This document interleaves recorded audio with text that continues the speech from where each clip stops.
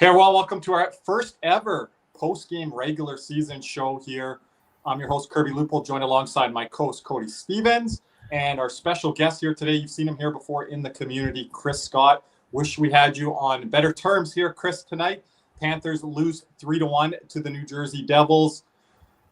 Continue this skid on the road. Our latest podcast episode, we talked about how the Panthers got off to a promising start, but something that I mentioned to my co-host, Chris, when the Panthers hit the road here, that's where the adjustments will be made. And I don't know what we've seen here so far. What have we seen here on the road? Not even just tonight, Chris, but on this road trip here. We've definitely seen a lack of offense, which I think we all knew we were going to struggle with that.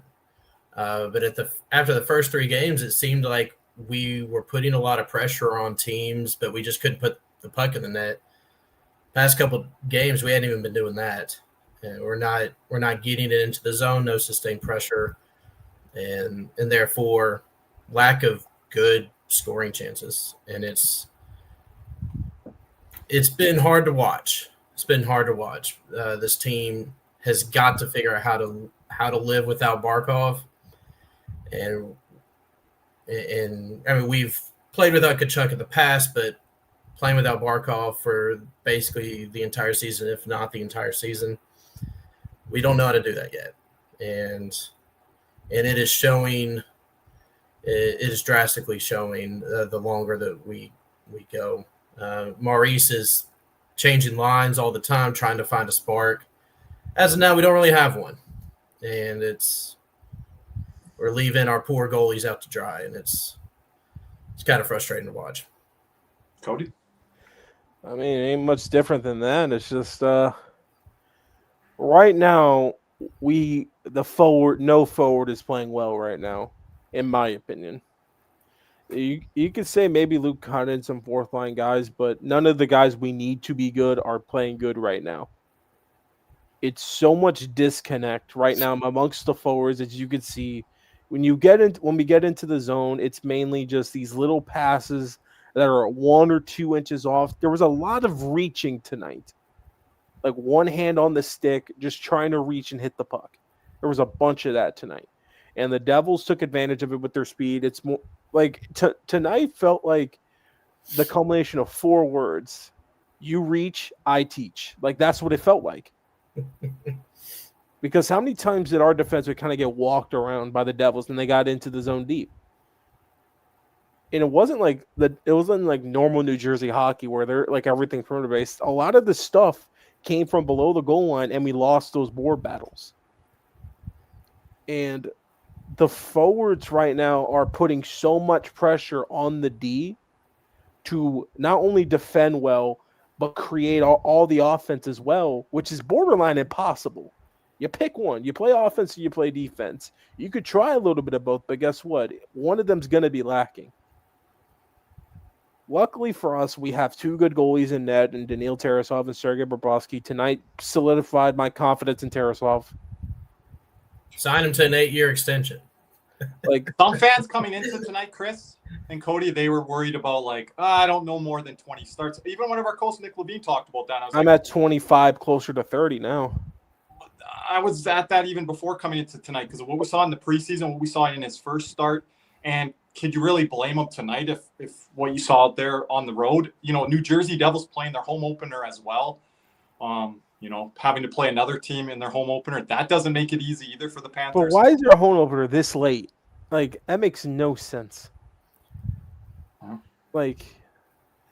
And one of the good things is you have 3 very winnable games in front of you right now, which is Buffalo, Boston, and Pittsburgh.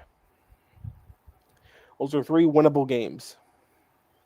I agree with Yep here on the screen. The game started to shift at the end of the first. It seems like right now with the personnel we have, guys, it's okay. We have a push for 10 minutes, 20 minutes. After that first period, it kind of dissipates. And especially when you're on the road, I feel like that's where the energy is lost.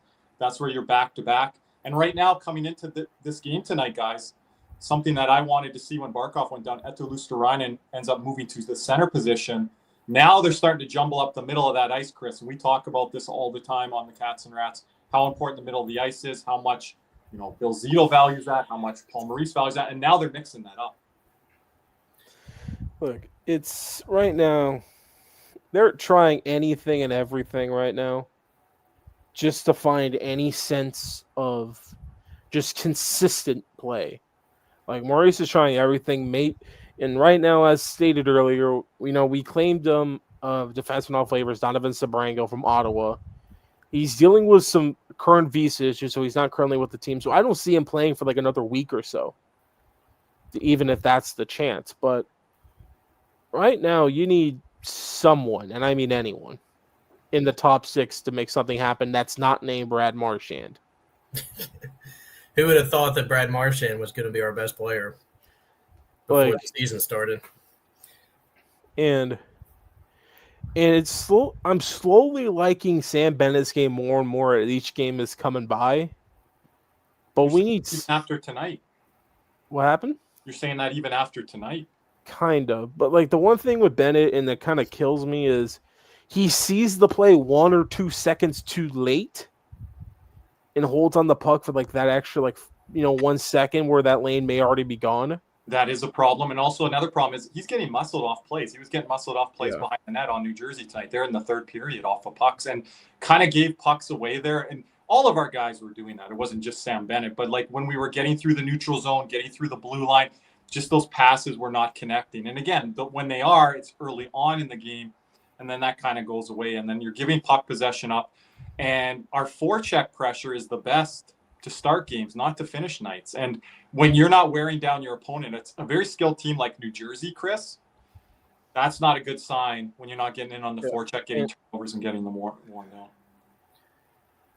Yeah, absolutely. It's you could see in the third period, New Jersey was just absolutely dominating.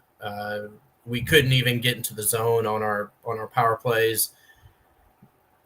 Bennett cannot be bringing the puck in on the power play. It's got to be someone else. Losing Barkov there is a killer because that's a talent that not everybody has. You talked about this a little bit off air. This is from Kaz here. Welcome, Kaz. I don't know if you've been here before. How do you feel on this here, Chris? I feel this team's mentality broke down after losing Barkov. We have no leader. What's your takes there, Chris? As the president of the Barkov Truthers, I 100% agree with that. What I was telling Kirby was you saw this even in previous years, not just what we're doing now, is that when Barkov's not out there, it seems like everybody just kind of panics and it's like very chaotic. Everyone's just trying to speed up their game, and that's not what we're good at. Barkov, when he's out there, he's very much a calming presence, not with his leadership for sure, but just like with his talent. He's never speeds his game up. He's always calm out there. Under pressure, nothing bothers him, and that resonates throughout the entire team. And when he's not there, you see a huge difference. Even in the first 3 games, you could see it. Even though we were winning, we were still having those issues that we were just kind of panicking, and therefore we're coughing up pucks. It just looks bad. But there's no reason. But there's zero reason for there to be panic at all. Like that's what's kind of killing me right now. It's like we're panicking for no reason is the biggest thing. If that's what we're doing, it's just something that I'm finding so hard to think, because right now it's just we seem so disconnected. And it's mainly the forward front. I'm not even talking about the D. The D had their bad moments tonight, but in my opinion, 75 to 80% of the problems on the forwards. Mm-hmm. I don't think the D's been good since Dmitry Kulikov went down, Cody. They haven't been good. They haven't been good, but what I'm more worried about the forwards than I am the D. Yeah, because our defensive system is a 5-man group. It's not just the D-man group. And when your forwards aren't doing what they're supposed to do, you get hemmed in your own zone, and the D gets tired, especially on a back-to-back like this. Was it the Heischer goal there later in the game? Oh, that was awful. What about Erod there? So he switches from center, then moves back to wing, right? He kind of throws the puck to Jones and the D partner there. That's what I'm talking about. You can't have those mistakes from your forwards. We're just throwing pucks to areas, and they're used to doing that, Chris. When they have Alexander Barkov in the lineup, like cleans that's up a lot. Like that's what I'm saying. Like it's not much support there. The forwards are not supporting the D enough.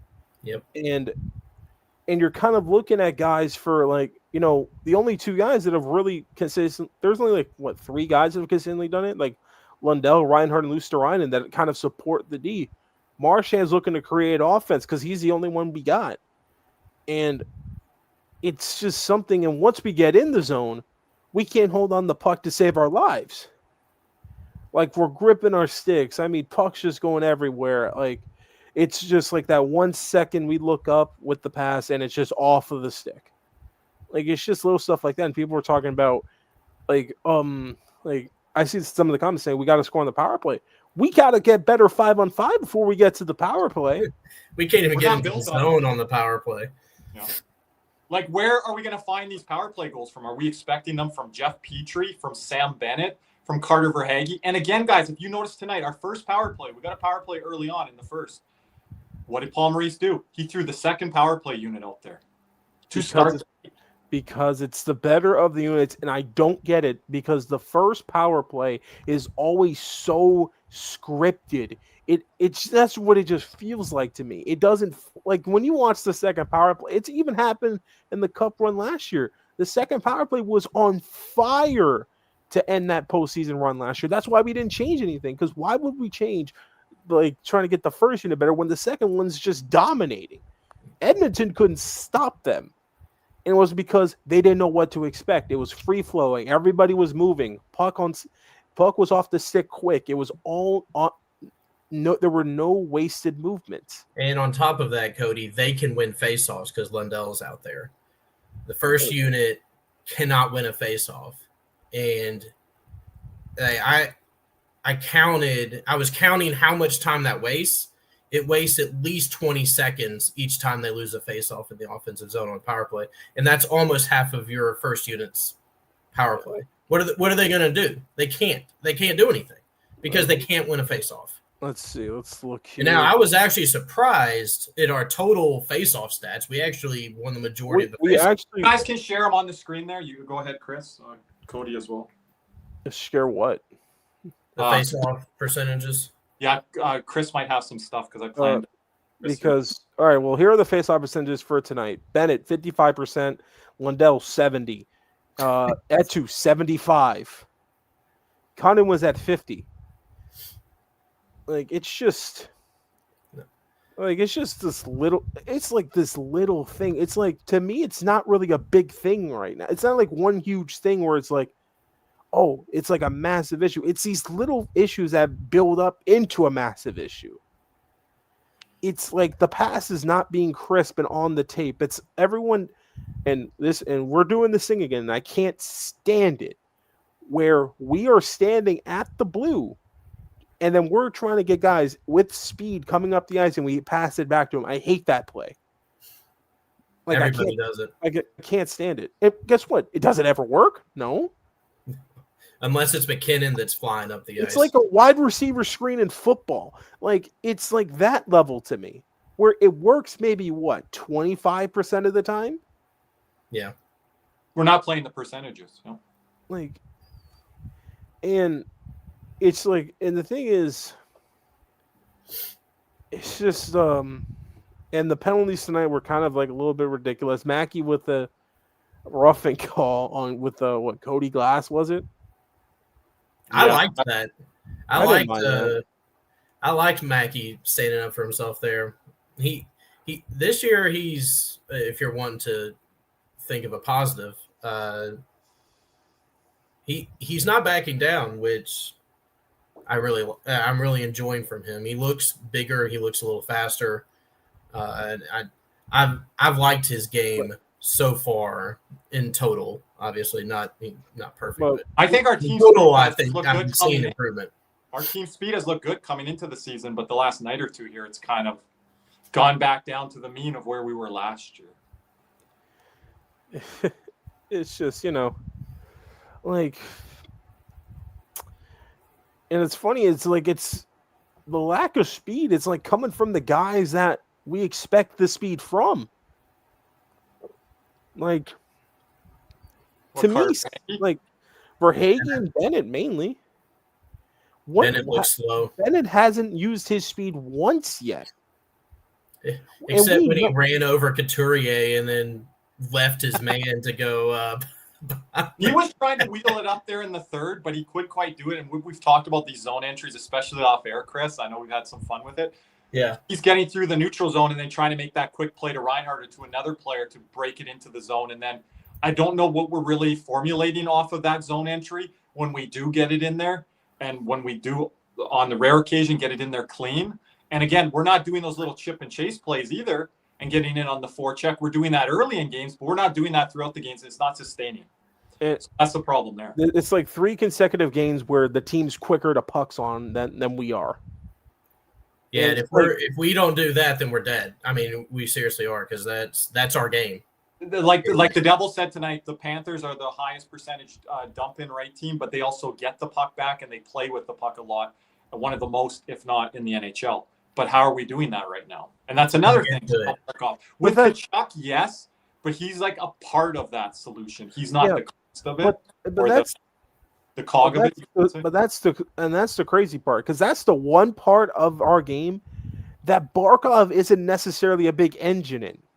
Because Barkov's line usually goes in with possession. His line never really dumps it. That's true, but when they do play that chip and chase game, Reinhardt's getting in on it, Erod's getting in on it if they have Verhaeghe. And we have those guys. That's why it's a little bit concerning right now, because the chip and chase game should still be there. Like Tkachuk not being there, okay, that could hurt us a bit because he is good in that game. But that's when Barkov is like kind of on the outside waiting for the puck for you to get it to him.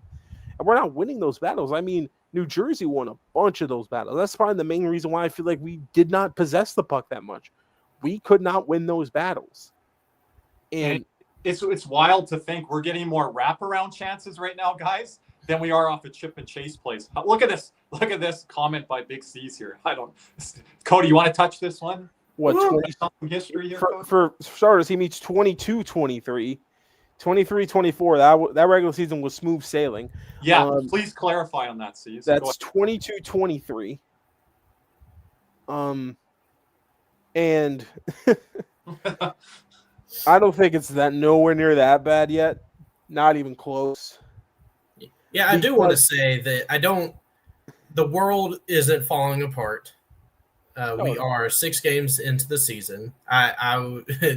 Kirby sent me a thread of the Panthers final score, and everyone's just like, oh, we're not even gonna make the playoffs. We're the last team in the division. Like the world's not coming to an end, y'all. Chris, I want to jump in. Okay, I had the Panthers finishing first wild card after I learned about the Barkov injury. Where did you have them? Me? Yeah. I would have had them around that in the wild card. Like, you pick whichever one it is. That's where I would have had them. Like, that's where I had them too. Like, I wouldn't be shocked if we finished third. Did you have them third though, Cody? It's either third or first wild card. I thought you had them above. Yeah, in that range. It could have been third, but first wild card is definitely not out of the ordinary. And I had Ottawa in the second wild card for clarification, even though I like what they are. But now look at the injury that they have. We're going to get into that on after. Yeah, but they were bad before that injury. Follows us, turns on their notifications. Yeah, it could be worse. We could have given up 8 to Buffalo. Like, can't blame Shane Pinto. He's got 6 goals on the year. Like, hey, we could use Shane Pinto. I don't know. Pinto to me is just like another Lundell. I think we're getting ahead of ourselves in the chat here. I'm reading some of the comments. We need to make a trade. Yeah, right now Zito wants to see what we have internally. But since we have you tonight here, Chris, And we might not have you here for. Let me just say this. I got a question. Like, no, just answering the comments real quick on the trade front. It's just like something for them to think about. On the trade front, you guys are noticing we're disconnected already within the guys that we've been had. How the hell are we going to trade for someone and this going to be like that? Maybe one guy it's been like that. Tarasenko took time. Marchand took time. Jones took time. We all know this system takes about 2, 3, maybe a month to get down, kind of. What if we make a trade? It's not going to be an immediate fix. Right now, we got to figure out what's in-house before we look outside of the house. It's also, we don't have all the assets in the world to trade. I mean, we kind of do. Now, I wanted to ask you, Chris. I don't want to get ahead because what Cody just said, Cody well said. What are your thoughts on like JJ Pageau or Boone Jenner, Chris? Well, we wanted Boone Jenner a few years ago, did we not? Oh yeah, that was me. I thought it was either you or Nick. That was me because of the Zito connection and the fact that his contract was very affordable. That's why I thought of it. I think that was the year we got Tarasenko, I'm pretty sure. But okay, shout out to our boy Ryan, our moderator Ryan, whose guys are Boone Jenner and Vladimir Tarasenko. Those are his two favorites. And Boone Jenner can play in this system. It's just like the whole trade thing. It's just like, I don't know. It's just so like extreme in my opinion. Like, I don't feel good comment here just to jump in, Cody, from Tony B. It's going to be messy again when the injured boys start integrating back as well. Don't you think that's on Matthew Tkachuk, Tony, to be ready and go right when he enters back in the lineup? He's got to be ready to go. He's got to take offline. I don't think we can have guys a 2-3 week. Let Tkachuk work his way back in. Don't rush back, but when you come back, be ready to go. Yeah, we need some hard practices in. Like Marie said, you need some good practices in before you kind of get back into that game shape. Because then when Tkachuk gets back, in my opinion, he's stapled right next to Bennett. Because something needs to get Bennett going here. And Tony's saying we have seen this before, but Chris, I'll push back. When Barkov comes back, he's ready to go. He always is. He always is, right? And I know Matthew Tkachuk might have more of a serious injury than what Barkov has with week to week, month to month. But when he's back in there, he's ready by the second, third period that he's back in the lineup. And I need that from Matthew Tkachuk this year. Don't rush back. Take an extra week or two if you need it. But when you come back, the thing about Barkov's game is he's not reliant. His game does not necessarily rely on feel.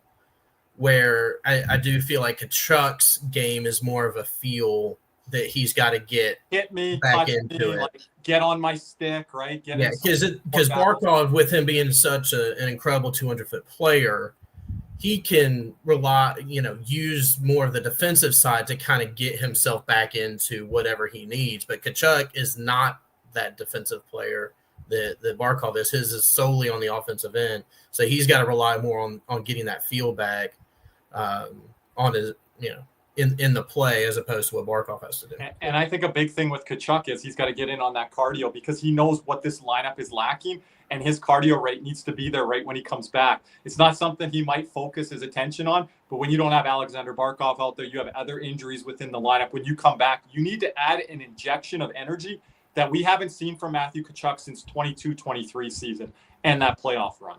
Like, that's what we need to see from Matthew Tkachuk, where the division is at, right? Go ahead, Cody. I'm sorry.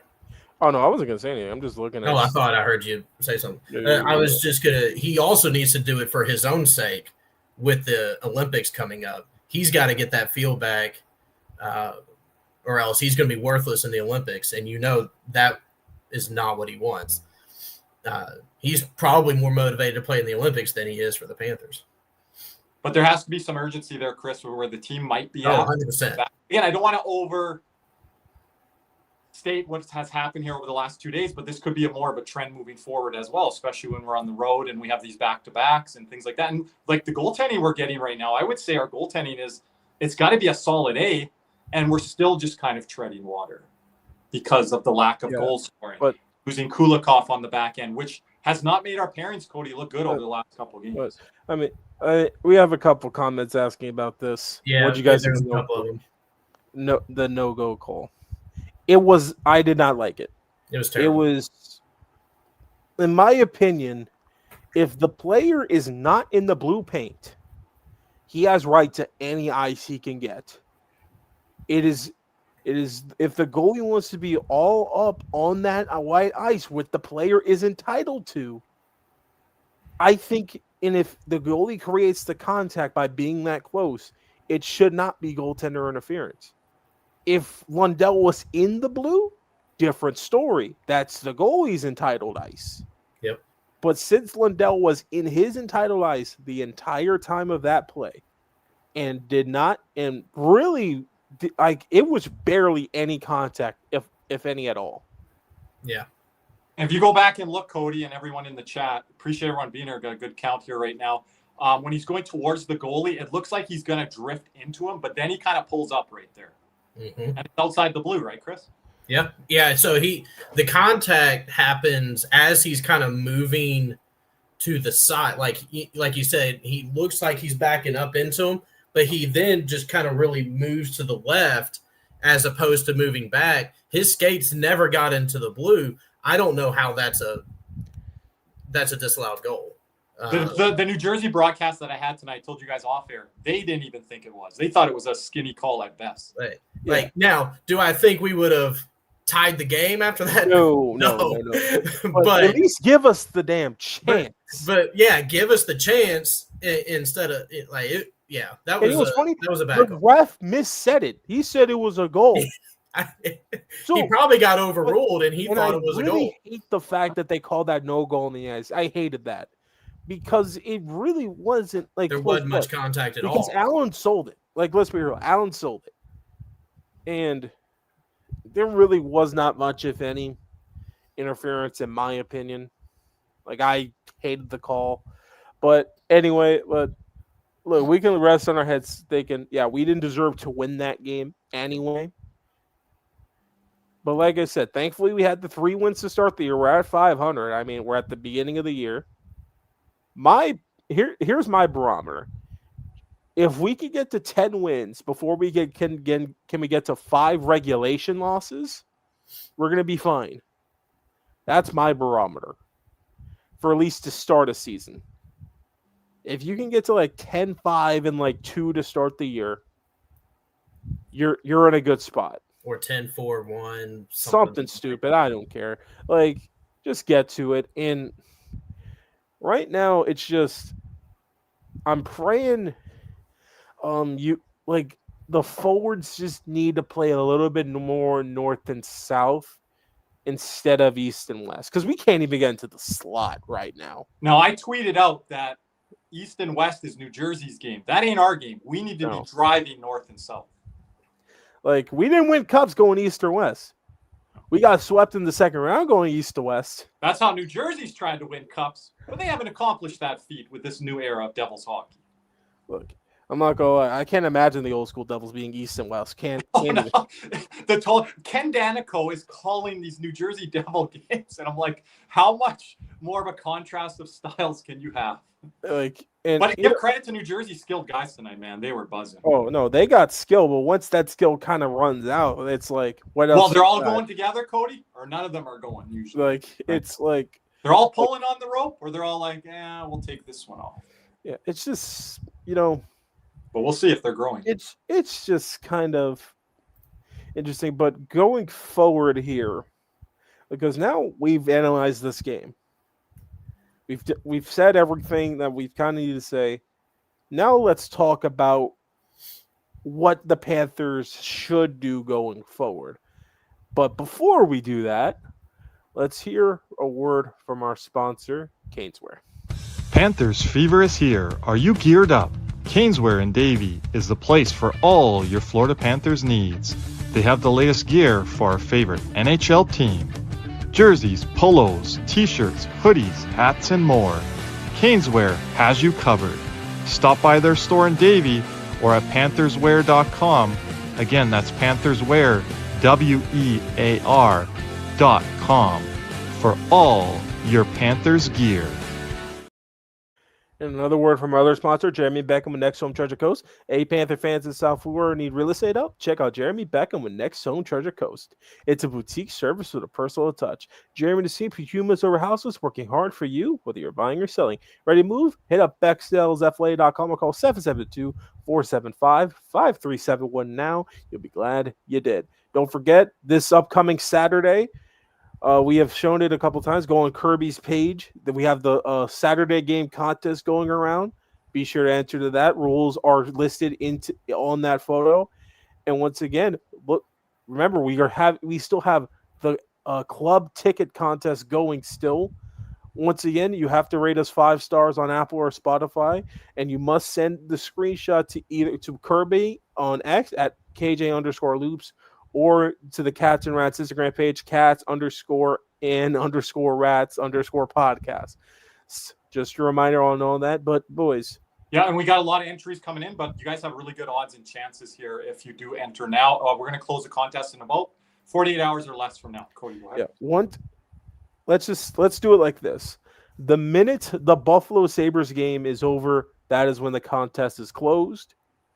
I will timestamp for that for you, Kirby, just so you know, just in case we do get any late entries or whatever. Or people Cody, I'm willing to have some late entries. We'll be over on the X side for the Spaces post game show because we have an early start time. Okay, Cody. So I'll let people kind of do it, but we're going to announce it on After Dark. So how about this? The deadline for the contest is this Saturday, 6 p.m. Eastern time, 5 p.m. Central, 4 p.m. Mountain, 3 p.m. Pacific. Let's go. No, my time. 3 p.m. in Arizona, since they don't do daylight savings time.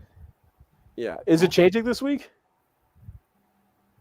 It's right around that time. That's why I'm asking. Or is it November where it changed? I don't ever. I should know that because I lose an hour of darkness big time. Oh, no. Especially up here north. Who cares? But looking forward to Buffalo. Now we're going against a team where, let's be real, they were a train wreck. Complete, utter train wreck to start the year. And one thing, and this is going to be a hot take here, whatever lines finish this game, I want those lines to start next game. I want some consistency in the lines. Is Buffalo a must win? Just get a point and I'm all right, really.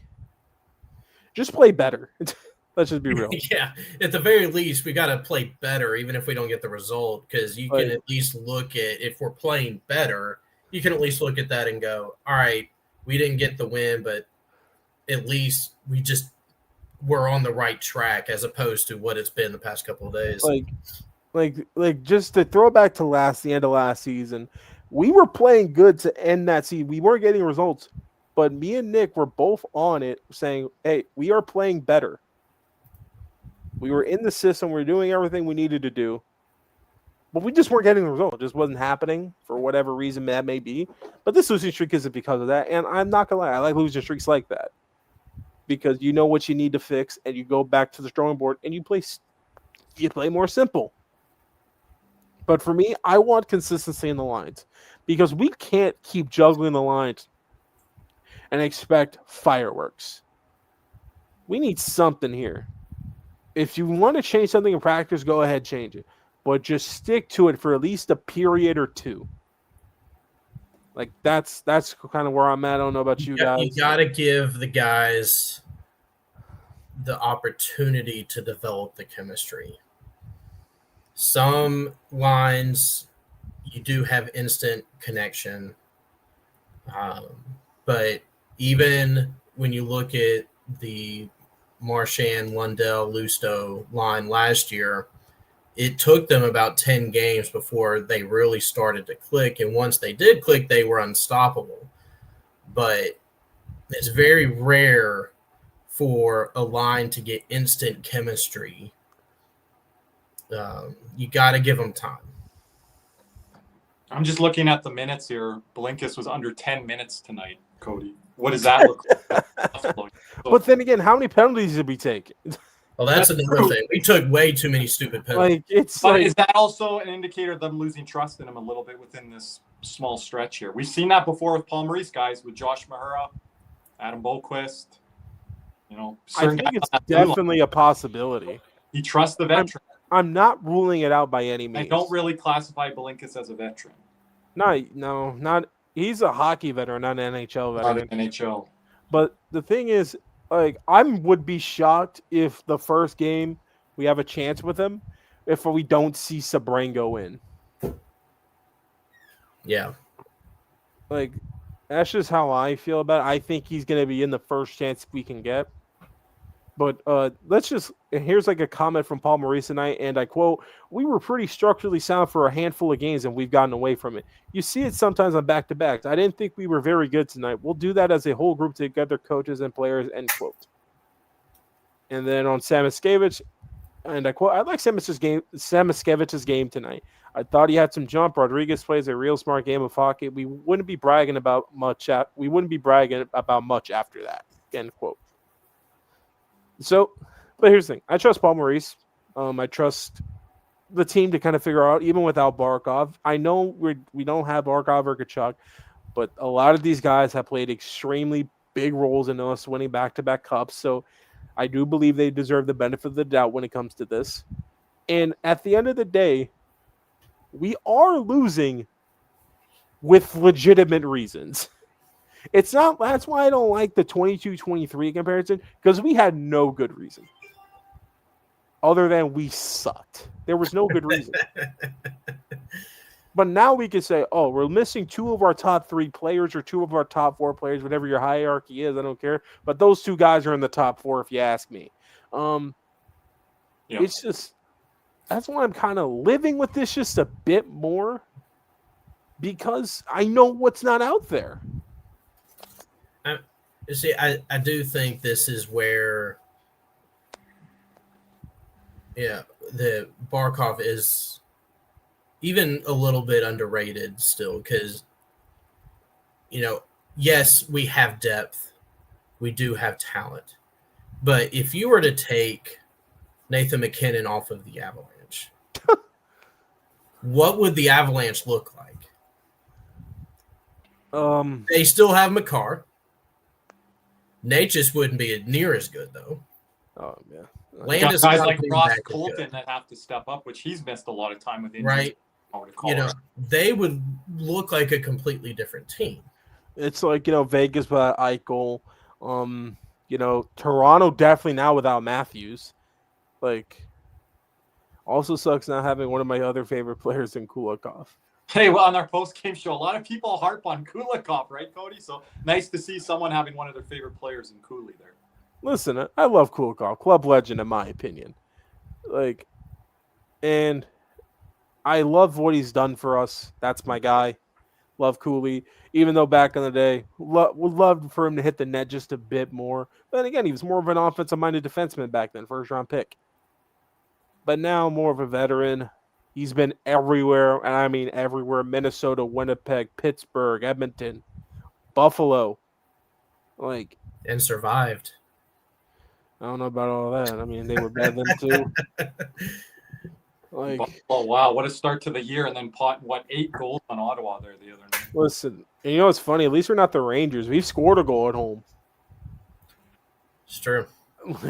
Yeah, you got to think positive. How the Islanders started their season. Tampa's not had a great start either. Vasilevsky has not looked that good. Well, Vasi, I don't think they're supporting him with enough goal support either.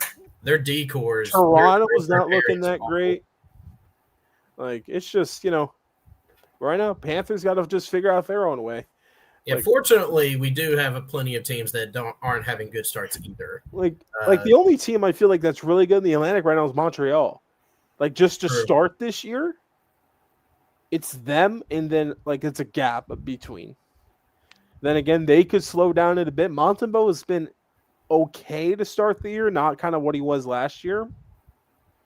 And they've squeaked out some wins with scoring in the last minute to get it to go to overtime. Here's one quote. It's Cooley's always a legend for helping me take off my shirt at Club 11. So Cooley was a part of the people that waterboarded you, Caesar? Caesar looks at it as admiration. That's assault, brother. Look, man, I thought Caesar was going to drown in some of those videos I saw. I thought he was too. He was having a great time. Like they were pouring it on him. He called me that night FaceTime me. I couldn't hear what was going on. I'm at home, almost in bed. We're on different wavelengths here right now, C's. C's is just going crazy. Like, it's just, I don't know, right now, like I said, I'm worried to a point, but my worry meter, if there was a worry meter, I'm at like a 3, 4.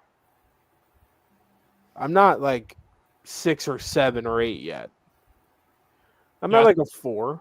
Too early for that. And if you knew coming into the season, which we talked about here, doing content, talking to people, obviously they're not trying to make any moves right now, and it's not really feasible. They got to see what they have. So it's like I'm still on that pathway, and it was like, okay, we get off to a good start, and everyone's like, well, this is going to be easy. Or they're looking at the record. Maybe they're not watching it all play. No, but it wasn't like that. Listen. We got to temper our expectations because we don't have as much talent right now. Kachuk does change things in December, so that would set all the wingers correctly. I think, Cody, some of the fan base, they kind of look at you with a puzzling face on that because they're like, what do you mean not much talent? Look what we had in the playoffs. But when you're not slotted appropriately, Chris, it doesn't look that good. It doesn't look that good. I don't care how good Greer is on the fourth line. I don't care how good of an addition Luke Cunnin is. They can only do so much. And when you're line juggling, trying to find chemistry, you're not going to have that on the lines. And some people are like, well, should we keep the lines together? Some of the same people would say within the game, change the lines because we're not scoring. So just damned if you don't. When we're talking about slotted correctly, let's just use this analogy. In the playoffs, Sam Bennett was going against guys like, let's just go down the list. Tampa, he was going against guys like Nick Paul and Anthony Cirelli. Second round, it was like what? John Tavares and Max Domi. Domi. Then it was Ross Slavic, and I don't even remember who the third line center for Carolina was. Jordan Stahl is their third line There center. it is.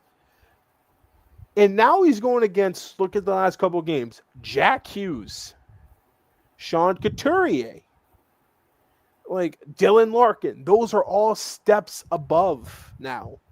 Yep. Like, that's what we mean by slotted correctly. Kachuk coming back slots the wingers correctly. Unfortunately, the centers are not going to be slotted correctly at all this year. But look at the positives here. We have a damn good goalie tandem. Yes, we do. And Ryan's going to hate this quote because I already know he doesn't like this. But Tarasov, to me, is giving me flashbacks of Chris Drieger when in terms of backup. Like, as a backup, I always thought Drieger was the best backup I've seen in a Panther jersey. It's either him or Knight, and then Al Montoya is up there. I've seen a lot of good ones. I'll throw in Craig Anderson. You saw him. I was too young. No. So I can't really speak on that. I'll let you speak on that, and I'll take your word for it because you watched that. But for me, like, Drieger was a damn good backup. Damn good. First time around. Well, I mean, was it really technically a second time, Chris? Technically, yes. He was on the bench. Okay, technically, yes. But he tore his ACL like what, 2 times, and that kind of killed everything. He's playing in the minors and on the bench. Yeah, but Drieger, the first 2, like the 2 seasons he was here, phenomenal. Really good. And then, I thought Montoya was good for us that 1 year. Just feels like we're struggling to find offense without Barkov. Jose, we've been saying it like, you just gotta be listening into the Cats and Rats. People are kind of shocked by it. Cody, I hope people should apologize for taking Barkov for granted. I'm like, that's like one of the things about this injury that are kind of like, I don't want to say the good parts about it because there are really none. Yes. Yeah. But people are now understanding what we mean by, because they're not like it's because Kachuk's out of the lineup. It's like, what are we doing and what are we looking like without Barkov? And not just for like an illness or week to week when we can, because we've been good enough, Chris, over the past few years. I think our win percentage has gone up without Barkov, but they know mentally, and the team knows it's not a week to week thing. He's coming back like in a few games. Yeah, it's like we can push ahead. Like he's not there for like the team dinners on the road or whatever, because guess what? He's got to be back in Sunrise or in Boca rehabbing. Because I guarantee you the rehab has started at this point. We're a good month like out from his surgery. So he's Big C's, we are the apologists. Like, I don't know, man. We're the defenders. No, Chris, we're the apologists when people come on the post game and shit on him when he's playing. We're the ones that defend him. No, the defenders, right? I like this comment here. I just want to find it here. Where is it? It was a comment. I can't find it. It's from Nano there.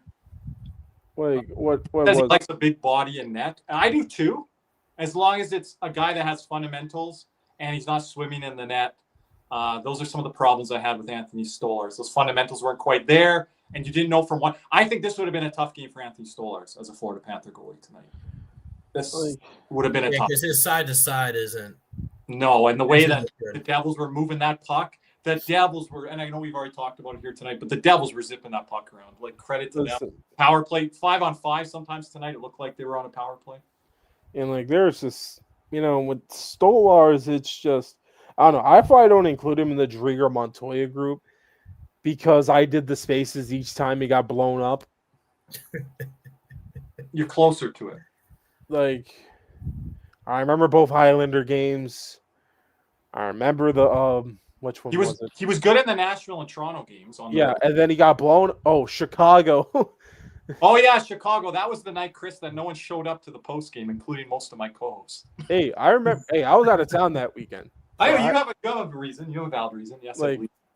No. Like, I was out of town. It was me and Vince and like barely any listeners and callers. I'm like, are we doing this for every Chicago game? Hey, listen. Look. There are some games I pencil in as losses. Let's be real here. At Vegas, especially without Barkov, loss. Don't say that. We might be on a live stream that night. At LA, we could do that one. You want to start doing like the House of Horrors live streams? I'm doing some that are interesting. By the way, we are tentatively. I was scared, guys. We are tentatively planning a live stream night. I know, Cody. I think you're going to be away. I'll be at work for the return of Brad Marchand to Boston. I was like, oh, this might not be happening. But for those 10:30 games, I think we should do those live streams just because we're not going to do spaces. I know, keep people up, right?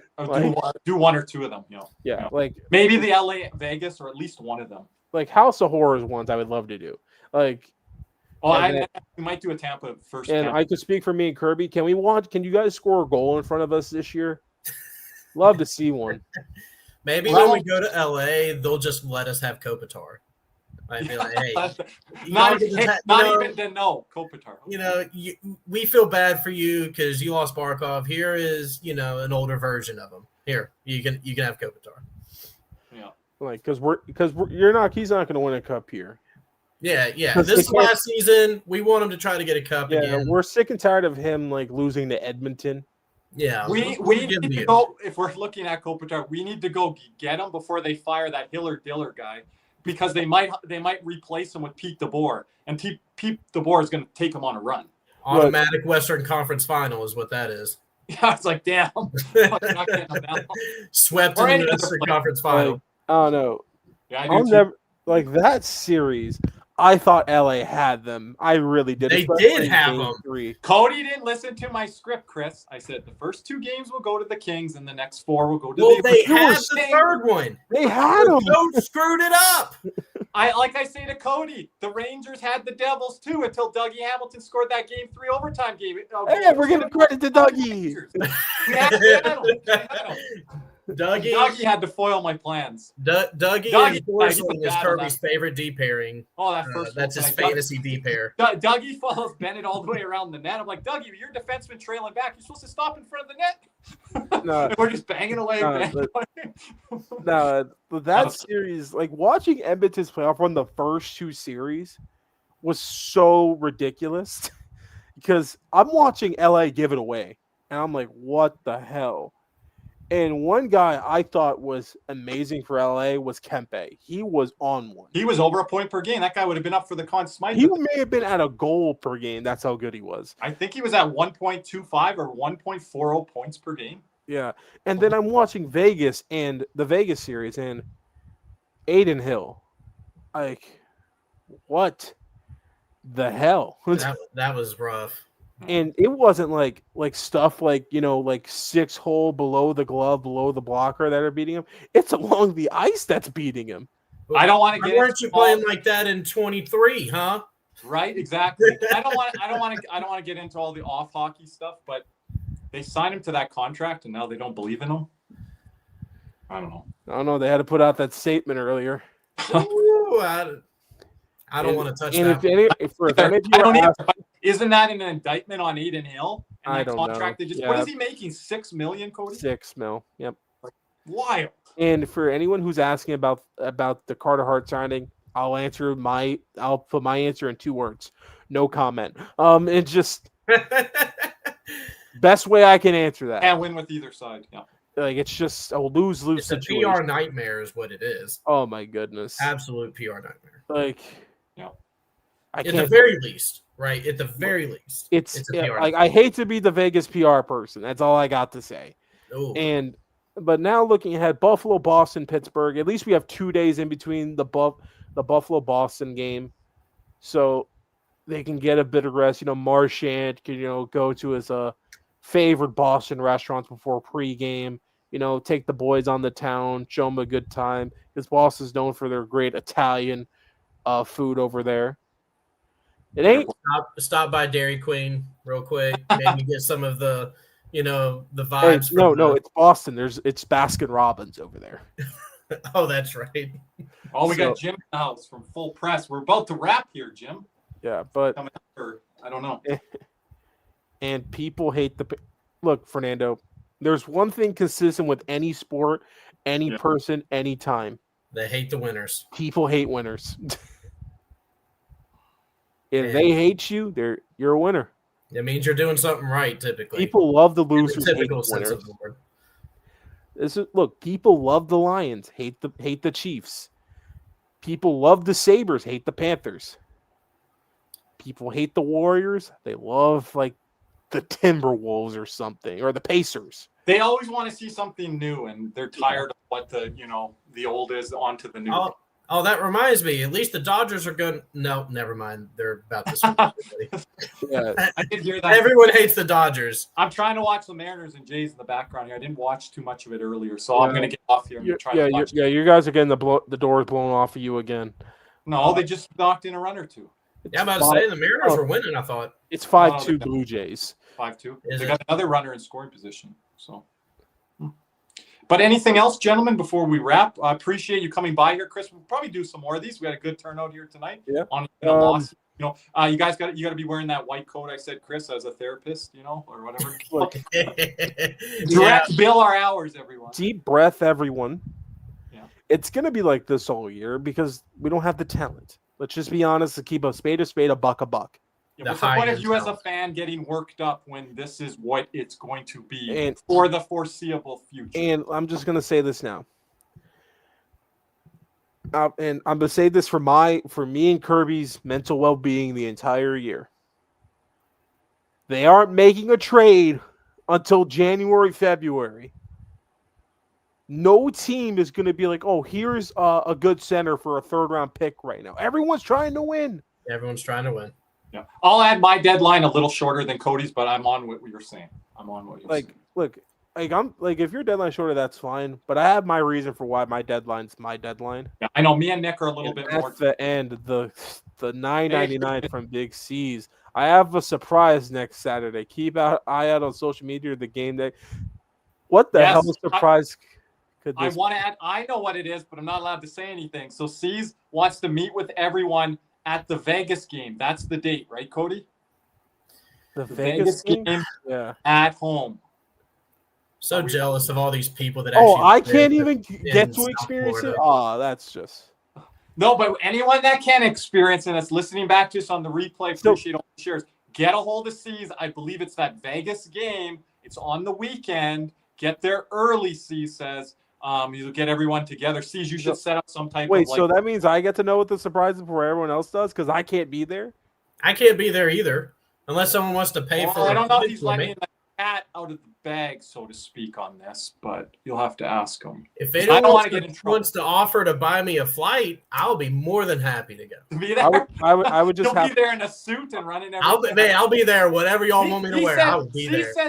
C said last broadcast that Nick's his assistant and get a hold of him. So you're taking that job too, or C's added to the staff? No. But C's will be with us on Saturday night after dark. So make sure you guys tune in here on our YouTube channel. We'll be back on Saturday. We'll be live after the Buffalo game on the Twitter X platform. And then we'll have a little break there because it's an early start time. We're going to announce the winner here of the ticket giveaway here on After Dark on the YouTube channel side. So make sure you guys register before Saturday evening. Okay, so get on that. We're getting a lot of people registering for the contest here today. Other than that, guys, not a whole heck of a lot else. We're gonna have more contests running throughout the season, signed pucks, autographs, things like that. So, and I appreciate, Chris, you did this for me last year. I'm gonna give you a shout on there. You got an extra Alexander Barkov signed puck, and I appreciate you sending that to me. So you're very welcome. I got a Reinhardt one this year. You got Rhino one this year. They sent you two, right? And then they sent me 2 Barkov ones on accident. So I sent one. Just hold on. I mailed you one of them. I appreciate that, man. Appreciate it. The Barkov Truthers. If you guys want to be part of the group chat over on X, let us know. We're in there. Chris and I always support. And there we go, Captain. There we go. Yep, got a rep since he's not able to be a part. But listen, it's funny about Kirby. I officially ordered 3 more jerseys. Oh, so we're gonna bring that out on After Dark. Most likely, yeah. Can it not be a Maple Leafs or Bruins one? It's not they're none of them are Atlantic Division. Or that ugly ass Ducks jersey. Oh, I love that orange jersey. I can bring that one out. Not the new one, Chris. The webbed foot, the webbed D. Oh, Cody's like, well, at least I won this. I'm like, did you?